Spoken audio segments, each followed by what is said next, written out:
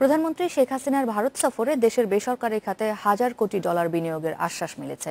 বিদ্যুৎ, জ্বালানি ও অবকাঠামো খাতে অচিরেই এর ৭০% পাওয়া যাবে বলে জানিয়েছেন এফবিসিসিআই সভাপতি মাতলুব আহমদ। তবে বিনিয়োগের পাশাপাশি ভারতের রপ্তানি বাধা দূর করাও জরুরি বলছেন বিশ্লেষকরা।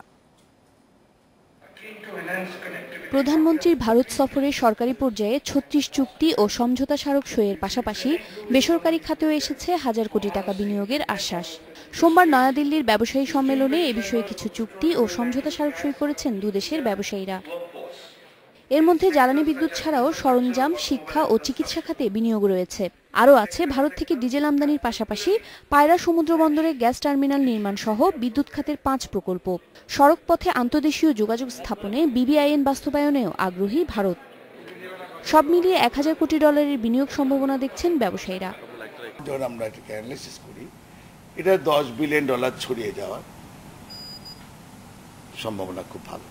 ভারতীয় ব্যবসায়ীদের সাথে যে আমাদের তাদের যে interest in Bangladesh, it's huge, যেটা আমি মনে করি যে অচিরেই আমরা $7 বিলিয়ন নতুন ইনভেস্টমেন্ট এখানে পাবো বলে আমি আশা করি। তবে বিনিয়োগের ক্ষেত্রে শর্তগুলো বিচার বিশ্লেষণ জরুরি বলে মনে করেন বিআইডিএস এর মহাপরিচালক। চুক্তি করলাম, ভালো কথা, আপাত দৃষ্টিতে ভালো মনে হচ্ছে। খাতগুলো গুরুত্বপূর্ণ নিঃসন্দেহে।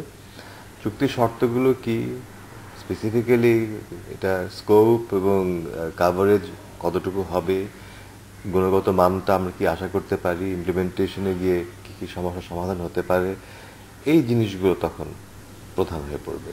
এছাড়া পাট পণ্যে ভারতের অ্যান্টি ডাম্পিং শুল্ক প্রত্যাহার সহ অশুল্ক বাধা দূর করার বিষয়েও আলোচনা এগিয়ে নেবার পরামর্শ বিশ্লেষকদের। উম্মুন নাহার আজমি, ইন্ডিপেন্ডেন্ট নিউজ, ঢাকা।